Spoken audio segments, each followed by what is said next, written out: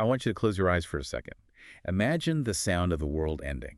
Hmm. You're inside a wooden box. It's pitch black, and the wood around you is screaming, literally shrieking, as 60-foot waves twist the hull. That sound must be terrifying. The groaning of the wood. And the wind is howling so loud you can't hear the person next to you. And the smell, it's not just the ocean. No, it's much, much worse than that. It's the smell of unwashed bodies, rotting timber, and scurvy. It is the smell of death. It is a complete sensory nightmare. You are painting the picture of the Dutch merchant warship, the Erasmus. The year is 1600, and you are currently lost in the unknown reaches of the Pacific Ocean, a place where European maps they just stopped. That's a terrifying thought, just literally sailing off the edge of the known world. Yeah. And we aren't talking about a luxury cruise here. The situation on this ship sounds like something out of a horror movie. It essentially is, and that's what we're doing today, a deep dive into the opening sequence of James Clavell's masterpiece, Shōgun. We're looking at the arrival of this ghost ship in feudal Japan. A ghost ship, that's a good way to put it. It really is. But to understand the shock of that arrival, you have to understand the sheer desperation that came before it. This isn't just a case of we ran out of snacks. This is total biological breakdown. Right. So let's get into the condition of the crew. Because when I was reading through the notes on this, I had to put my coffee down. Yeah. It said there were only 10 men left standing. Out of a fleet that started with 5 ships and nearly 500 men. Yes.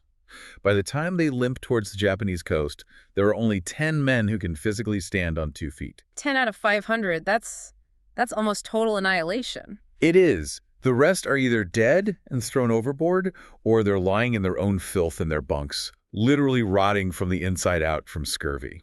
For those of us who only know scurvy from, pirate jokes, what does that actually look like? What is it doing to these men? It's gruesome. It's a vitamin C deficiency. We know that now, but they didn't. Your gums swell up and turn black. They become spongy. Your teeth loosen in their sockets and just fall out. Old wounds, maybe a scar you got 10 years ago, will literally break open again on your skin. What? How is that possible? Your body loses its ability to maintain collagen, to hold itself together, so you start to bleed internally. It's a slow, agonizing, rotting death. And amidst this floating house of horrors, the man supposedly in charge, the Captain General Paulus Bilbergen, has completely collapsed. This one locked in his cabin, right? Just giving up. Exactly. He's just huddled in his bunk, terrified, whining for water, completely useless. He represents the total failure of the old hierarchy. The title Captain General means absolutely nothing when the world is ending. So someone has to step up. Someone has to. And so the mantle of leadership falls to the only man who still has his wits about him. The English pilot major, John Blackthorne. Okay, so Blackthorne's the guy holding it all together. Mm-hmm. But why him? I mean, is he just tougher than everyone else? Is he immune to scurvy? He is tough, certainly. Incredibly so. But it's more about discipline and foresight. There is a specific detail in the text that explains why Blackthorne is still standing while the others are rotting.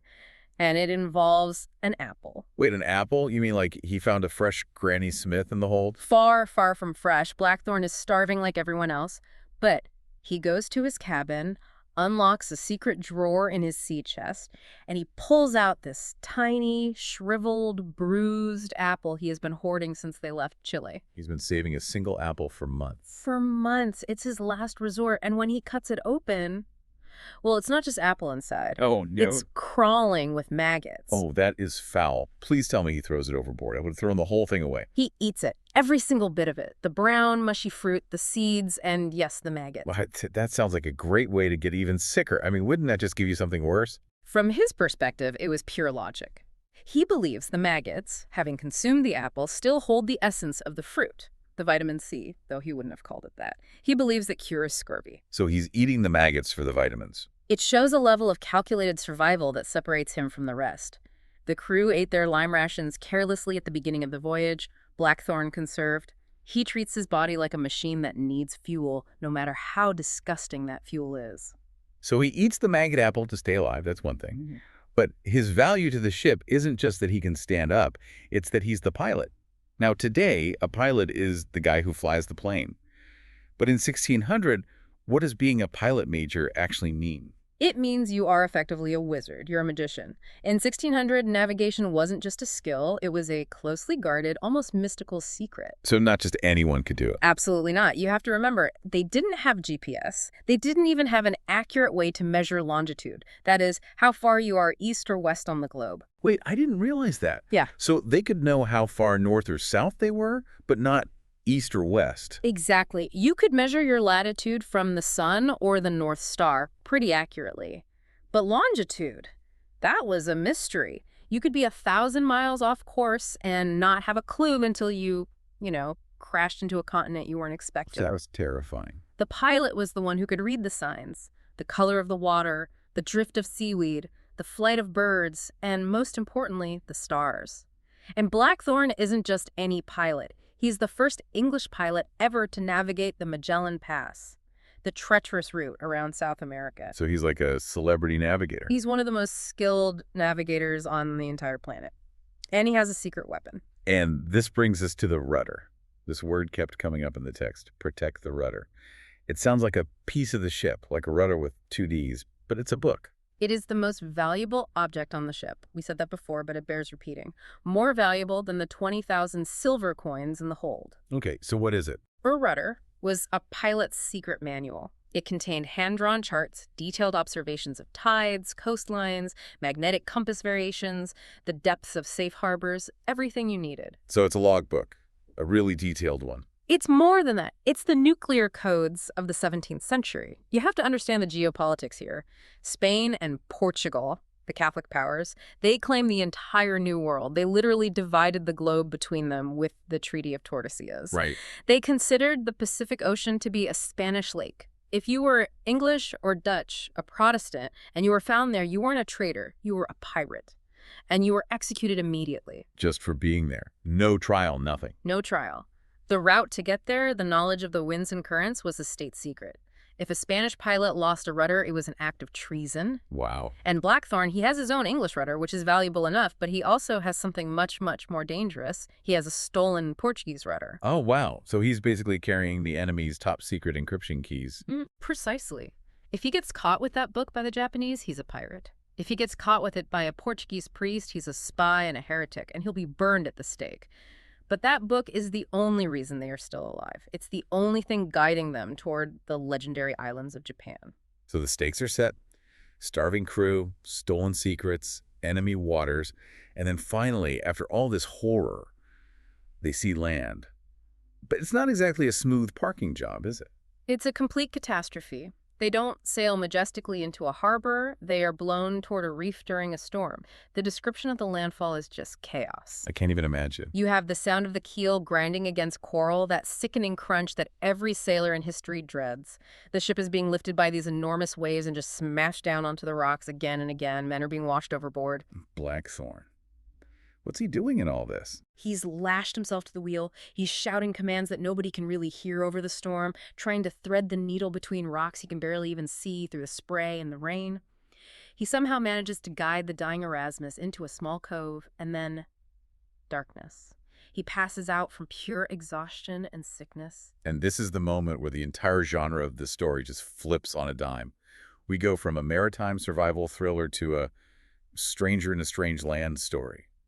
Because when Blackthorne wakes up, he's not on the ship anymore. No, and the contrast is designed to be as jarring as possible for the reader. Think about where he's been for 2 years. A rotting, stinking wooden ship, smelling of excrement and sickness, dark, wet, constantly loud. A floating prison. And he opens his eyes, and he's in a room that is pristine. The descriptions here are really vivid. Cedarwood, soft tatami mats on the floor, this beautiful diffused light coming through paper screens. It sounds like a high-end spa. It's totally, completely alien to him. In Europe in 1600, even a palace was often a drafty, dirty, smelly place. This room is minimalist. It smells of clean wood and flowers from the garden. But for Blackthorne, this isn't comforting. It's terrifying. He's completely disoriented. And his first instinct is to get out. He tries to stand up, but his legs are like jelly from the scurvy. He leans against a wall to support himself. And he falls right through it because the wall is made of paper. Imagine the confusion. You lean on what you think is a solid wall, and you just tear right through it into the next room. It perfectly symbolizes his presence there. He is a bull in a china shop. He is big, loud, clumsy, and destructive in a world that is delicate, ordered, and to him, fragile. So he crawls out into the garden, and this is where the culture shock really hits him in the face. Yes, he sees an old man tending a garden, but this isn't like an English vegetable patch. The garden is manicured, it's perfect, every rock is placed with intention. It's a work of art. And the gardener himself. The gardener is wearing almost nothing, just a simple loincloth. And Blackthorne freaks out. He's completely scandalized. You have to remember, Blackthorne is an Englishman from the Puritan era. To him, nudity is shameful, it's savage, it's heathen. He looked at this old man and his immediate thought is, these people are barbarians. They don't even wear proper clothes. Which is so ironic, right? Because what does the gardener see when he looks back at Blackthorne? The gardener sees a giant, hairy monster, a beast. Blackthorne hasn't bathed in months. He's covered in filth. He has lice in his beard. He stinks of old sweat and meat. And this is the big one. He is wearing his sea boots. Oh, right. In Japan, shoes inside are a huge, huge no-no. It's worse than a no-no. It's an act of pollution. To the Japanese, the ground outside is dirty. The floor inside a home is a pure, almost sacred space. By walking on the tatami mats with his filthy boots, Blackthorne is literally tracking filth into their sanctuary. The village headman, a man named Mura, looks at Blackthorne and sees a beast, a barbarian in the truest sense of the word. So we have this perfect standoff. Blackthorne thinks they are the savages because they're half naked. And they think he is the savage because he's dirty and disrespectful. It's a complete clash of definitions of what it means to be civilized. Absolutely. To the European, civilized means Christianity, wearing pants, and eating beef. To the Japanese, civilized means cleanliness, ritual, bowing, and suppressing your emotions.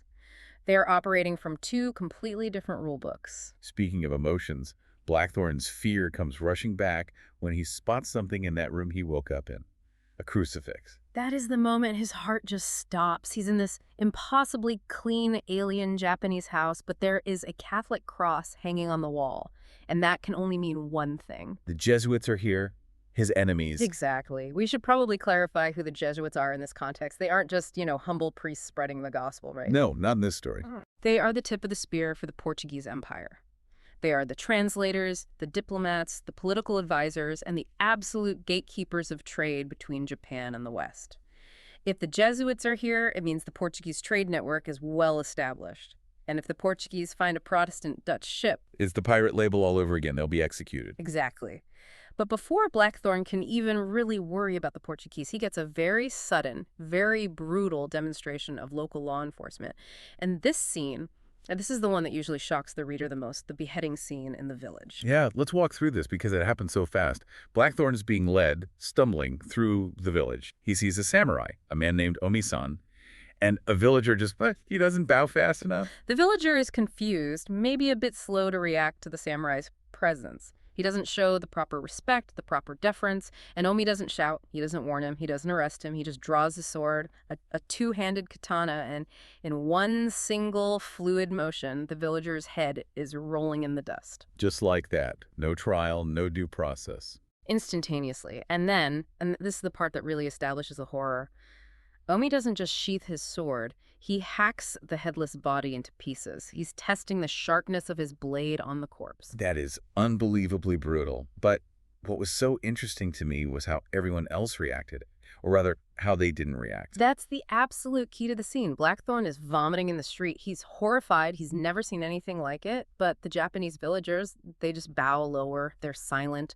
A priest walking by, a Catholic priest, just averts his eyes and keeps walking with dignity. He just ignores it. It shows Blackthorne and the reader that in this world, life is incredibly cheap.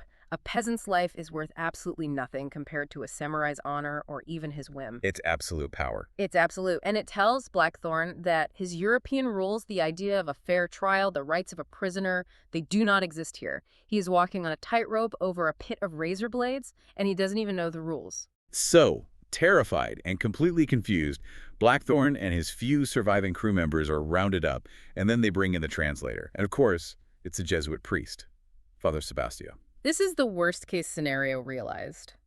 The daimyo, the local warlord, a man named Yabu, doesn't speak Dutch or English. Blackthorne doesn't speak Japanese.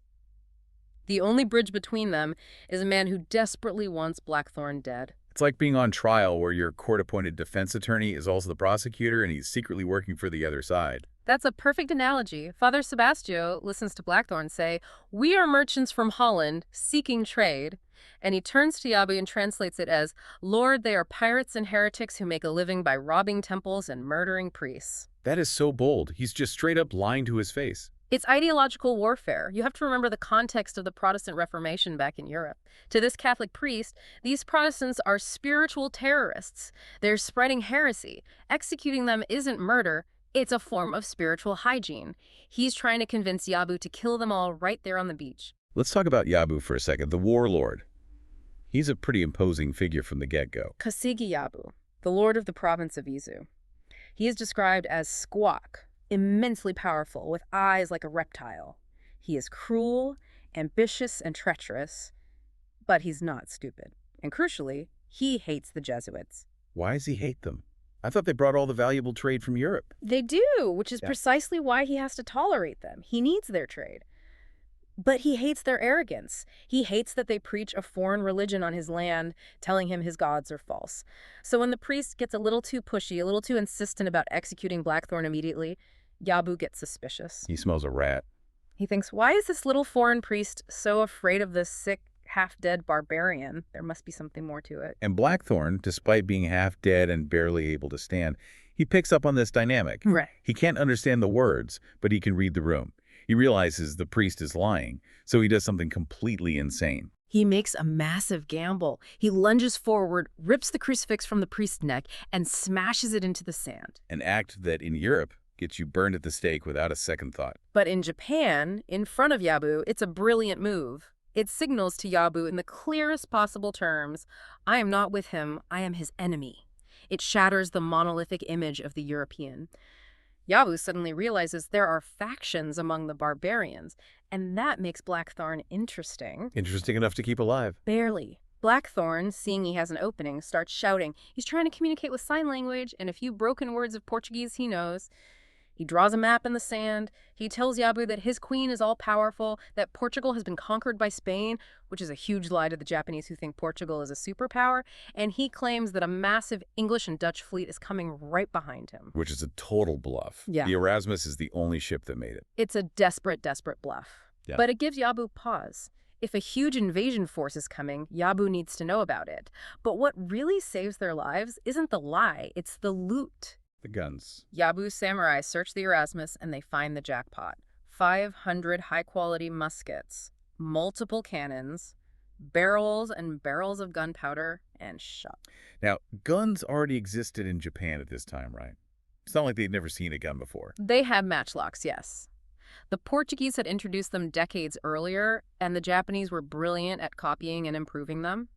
But these were state-of-the-art European weapons, and in huge numbers. A single shipment of 500 muskets is a game changer. Why is it such a big deal? Because in feudal Japan, warfare was shifting. The sword was the soul of the samurai. It was about honor and single combat. But the gun was the future of the battlefield. It was about massed infantry. 500 muskets could be used to form a modern gun regiment that could turn the tide of a major battle. And Yabu is an ambitious guy. He is treacherous to his core. We learn through his thoughts that a great civil war is brewing in Japan. The supreme dictator, the Taiku, has died, leaving a 7-year-old heir. A power vacuum has opened up. Yabu is a minor lord, but with these weapons, he thinks he can become a kingmaker. Maybe even the Shōgun, the supreme military dictator himself. So this ship is like a gift from the gods to him. Exactly. So he decides to keep the barbarians alive, at least for now. But he doesn't put them back in that nice house with the paper walls. He throws them into the pit. The fish offal cellar. You can just smell it from the description. Oh, it's foul. Imagine a deep hole in the ground carved into the rock of the cliffs with a heavy wooden grate over the top. It's constantly wet, filled with mud, seawater, and the rotting guts and heads of fish from the village. And flies. Don't forget the flies. Clouds of them. This is where they toss the entire surviving crew. It's pure psychological torture designed to break them down completely. They're crammed in there like animals in a cage. And then comes the ultimatum. Omi, the samurai who chopped that guy's head off earlier, he comes to the grate, looks down into the pit, and says, What? He tells them, through a very basic interpreter, one of you must be chosen to die so the others may live. Why? Is it just random cruelty? Is he bored? No, it's a calculated test. It's the prisoner's dilemma played out for real. Oh. Omi wants to see if they have any honor or discipline. He wants to see if they will sacrifice themselves for each other or if they will immediately turn on each other like starving dogs. And they turn, they break. They crumble completely. It's a heartbreaking scene. Blackthorne tries to rally them. He shouts, "No, we stand together. We fight them." But the men are just broken by fear and sickness and despair. The captain general, the man who should be leading, is just cowering in the corner, weeping. So they decide to draw straws. The lottery. It's such a dark, primal scene. They use bits of straw from the filthy floor. Whoever draws the short straw dies. And the irony is just brutal. It is. The man who draws the short straw is a sailor named Vink. And he was the toughest seaman on the ship. He was Blackthorne's right-hand man, the bosun. But when he sees that short piece of straw in his hand, his mind just snaps. He starts laughing. This high-pitched, maniacal laugh. He goes completely insane right there in the filth. But Blackthorne refuses to let the samurai take him. This is a crucial character beat for Blackthorne. Even though it's hopeless, he fights. He physically attacks the samurai who comes down the ladder to get Vink. He has no weapon, no armor, and he's weak as a kitten from scurvy. But he throws punches. He resists. He loses, obviously. He gets beaten unconscious in seconds. But the samurai notice, Omi notices. They see that while the other barbarians are cowering and fighting amongst themselves, this one, the engine, the pilot, has the spirit of a warrior. It doesn't save him, but it buys him a tiny, tiny shred of respect. Since they can't get the insane Vink out because Blackthorne is protecting him, they just grab another guy, a man named Peter Zune. Poor Peter Zune, he's just the closest one. He's dragged out screaming for his life. And this leads us to what is probably the most horrific sequence in the early part of the book, the boiling. I really struggled reading this part. It's not fast and clean like the beheading. It's slow and methodical. It is sadism as an art form. It's torture as a performance. Yeah. They take Peter Zune and put him in a large metal cauldron filled with water, and they light a small, controlled fire underneath it. They cook him alive. Slowly. They want to see how long he lasts. But what makes this scene truly disturbing isn't just the gore, it's the perspective shift. Clavell cuts away from the pit, away from Peter Zune to Yabu. Yabu is up on a balcony, right? Watching from a distance. He's on the veranda of Omi's house, overlooking a garden. It's a beautiful, perfect night. The mood is full, cherry blossoms are drifting down on the breeze. It is the absolute epitome of Japanese aesthetic beauty. Yabu is sitting there, sipping sake and meditating. While listening to a man scream himself to death just a few hundred feet away. Yes. And he isn't just ignoring the screams, he is incorporating them into his meditation. He is actively listening to them, trying to find a harmony between the visual beauty of the night and the auditory horror of the man's death. That is, I don't even have a word for that. It's so completely alien. It creates this profound cognitive dissonance for the reader. We want Yabu to be a simple cartoon villain, twirling his mustache, but he's not. He's a connoisseur of experiences. There is a moment where Omi comes to him, and they actually exchange poetry about the screaming. Wait, they write poems right then and there about the torture. It's a key part of their culture. Omi recites a line of a haiku about the victim's eyes being all pain, articulate. Articulate. That's a strange and chilling word to use for agony. It suggests the pain is communicating something, that it has a language of its own. And Yabu replies with his own line of poetry about the great, great deep and becoming inarticulate. He is actually critiquing Peter Zune's death. He's giving it a review. In a way, yes. He thinks the barbarian is dying badly because he is screaming and thrashing and fighting. To a samurai, the ideal death is silent, stoic, a perfect acceptance.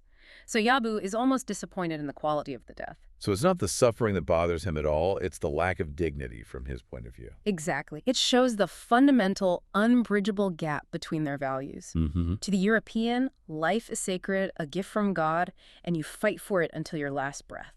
To the samurai, life is an illusion, lighter than a feather.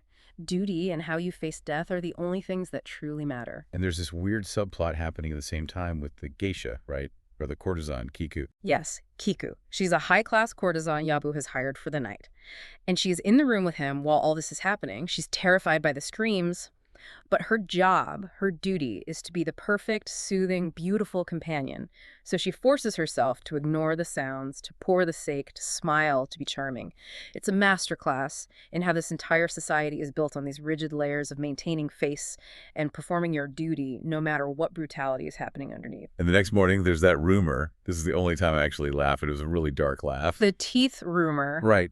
To explain the horrific noises from the night before to the common villagers, a rumor starts that the Lord Yabu was using his teeth in a very aggressive way during his time with the courtesan. It's completely absurd. It is, but it serves a very important sociological function. The villagers can't process the idea that their lord boiled a man alive for entertainment. That's too terrifying. So their minds invent a bizarre sexual quirk. It normalizes the horror. Oh, the lord is just a bit rough in bed. It allows them to go about their day without confronting the reality of the monster that rules them. So Peterson is dead. The next morning, Omi goes back to the pit. He's not done with them. No. Omi is smart. He's been observing. And he realizes that Blackthorne is the leader. He's the key. If he can break Blackthorne, he owns the entire crew. So he has his men haul the youngest boy on the crew, a kid named Krook, out of the pit. And he threatens to boil him, too. He does more than threaten. He puts the boy in the same cauldron.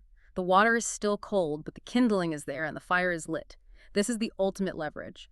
Blackthorne could watch a man die, maybe. He's a soldier. But he cannot watch a child be tortured to death. That's his breaking point. So he breaks. He submits completely. He stops fighting. He bows his head and says, "Hi." Yes. He agrees to behave, to obey. And this leads to the pissing scene. I want to get into this because on the surface, it just seems like a gross final insult. But you said in the pre-show notes that this is actually a brilliant psychological move by Omi. It is. It's one of the most clever bits of psychological warfare in the book. So Blackthorne submits. Omi orders him to stand up. Omi then opens his kimono. Blackthorne braces himself. He thinks Omi is going to urinate in his face. Which would be the ultimate insult between warriors. Right. It's a profound challenge, and Blackthorne is ready for that. His mind is racing. He's thinking, if he does that, I will kill him, even if I die in the process. Because that is a warrior's challenge. It's an insult between equals that must be answered with death. But Omi doesn't do it. No. He walks around behind Blackthorne, and he urinates on Blackthorne's back. Why is that worse? It seems less direct. Because it's a statement of status. You don't piss on an enemy's back. You piss on a tree. You piss on a dog. You piss on a wall. By doing it on his back, where Blackthorne can't even see him, Omi is denying Blackthorne's humanity. He is saying, you are not a warrior. You are not an equal. You are not even a person I need to look at. You are an animal. You are livestock. Wow. So he's stripping him of his status as a man. He's taming him. Completely. He is taming the barbarian. And to seal the deal, to complete the destruction of his old identity, Omi declares that the name Blackthorne is too hard for the Japanese to pronounce. It's clumsy. So he renames him Anjin, which in Japanese just means pilot. He strips him of his family name, his history, his identity, and reduces him to his function. You are not John Blackthorne, Englishman anymore. You are the pilot, a tool to be used. So Blackthorne is broken, renamed, and tamed. Yabu has his guns. He's feeling pretty good about himself. He thinks he's won. He's ready to march to the capital and start a war. But then, the cliffhanger. Right, the political reality crashes the party. We need to zoom out for just a second. We've mentioned the civil war that's brewing. Right. The Taiki is dead. So who are the big players here? There is a council of regents. 5 powerful warlords are supposed to rule together until the heir comes of age. But really, it's about 2 men. There's Lord Ishido, who controls the capital, Osaka Castle, and the young heir. And then there's Lord Tornaga, the master of the eastern provinces, the Kwanto. And they hate each other's guts. They are locked in a political death grip. Tornaga is the brilliant strategist, the patient one, a master of the long game. Ishido is the bureaucrat, the schemer, who has consolidated power in the capital. And Yabu, our local warlord, is a vassal of Tornaga, but he's secretly been flirting with Ishido. He's trying to play both sides against the middle. A very dangerous game to play. Extremely. Yabu thinks he has this secret ace up his sleeve, the Erasmus, and it's 500 muskets. He's planning to move them secretly at night, build up his army, and then sell his allegiance to the highest bidder. He thinks he's outsmarted everyone. And then a ship appears in the harbor. Not just any ship. A fast war galley, bristling with samurai, and it's flying the crest of the Brown Dragon, Toranaga's personal crest. And who steps off the boat? Yeah. Not just some messenger. No, it's General Hiromatsu. They call him Toranaga's Iron Fist. He is Toranaga's most loyal, most feared, and most dangerous general. So Yabu's stomach must have just dropped right through the floor. Oh, absolutely. The game is up. Because if Hiromatsu finds the guns, Yabu loses his secret leverage. If Hiromatsu finds out Yabu was hiding the guns from his overlord, Toranaga, Yabu loses his head for treason. Yabu thought he was the player, and suddenly the Grandmaster has walked into the room and is looking over his shoulder. Talk about bad timing. So we leave Blackthorne broken, tamed as Anjin, and now potentially about to be discovered by an even bigger, even scarier warlord. It perfectly sets the stage for the rest of the entire saga. The tiny fishing village of Anjiro isn't just some backwater anymore, it's now the spark that's going to ignite the war for the shogunate of all Japan. When we look back at this whole first section, the arrival, the shipwreck, the culture shock, it's amazing how much happens in just a few chapters. We go from the rotting deck of a Dutch ship to the bottom of a fish guts pit in a Japanese village. It's a brutal, disorienting journey for the reader, but it establishes the core theme of the entire book: adaptability, the absolute necessity of it. So, what do you mean by that? Well, look at Blackthorne's crew. Look at Vink, or the Captain General, or Peter Zune. They resist the new reality. They cling to their European identity, their rights, their religion, and what happens to them? They break, they go mad, or they die. Exactly. They're rigid, and so they shatter. But Blackthorne, She bends. he bends, he observes, he hates it, yes. He fights back when he can, yes. But remember the apple. He ate the maggots because it was the logical thing to do to survive. Now he bows his head because it's the logical thing to do to keep a child from being boiled alive. He lets them call him Anjin. He is fluid. He realizes, subconsciously at first, that to survive in this alien world, he has to let go of John Blackthorne and become something else entirely. It reminds me of that provocative thought we wanted to leave the listeners with, something Omi, the samurai, says later on when he reflects on Christianity. Yes. This is such a profound insight from a character we see as a monster. Omi reflects on what he's learned about the Christian religion from the priests, and he notes that it teaches things like, love your enemy and thou shalt not kill. Which, to us, sounds like the basis of a good and moral society. But to Omi, a samurai living in the Sengoku period, the era of the warring states, the concept of love looks like a fatal structural weakness in an ideology. He thinks it makes a man soft, vulnerable. The samurai code is built on duty and honor. Those are rigid, clear concepts. They can be enforced. Love is messy, unpredictable. So Omi thinks Christianity is fundamentally weak because its core tenet is love. He thinks he can use that weakness to manipulate the barbarians. But the question for the listener, and really the central question for Blackthorne as his journey continues, is this. In a world of absolute casual violence, where life is considered as light as a feather, is love actually a weakness? Or is it the only thing that can possibly keep you human? Is it the flaw in the armor, or is it the only thing actually worth fighting for in the end? That is a huge question. It is, and I suspect that as Blackthorne gets deeper and deeper into this world, he's going to find that connection, whether it's loyalty, respect, maybe even love, is the only thing that prevents him from becoming a monster just like Yabu. Well, we are definitely going to have to wait and see. Next time, we'll find out what happens when the Iron Fist meets the Anjin. Does Yabu manage to talk his way out of this? Does he lose his head? Does Blackthorne get his ship back? I wouldn't bet a lot of money on him getting that ship back anytime soon. Me neither. This has been a heavy one, but a fascinating one. Thanks for diving deep with us into the world of Shōgun. My pleasure. Until next time.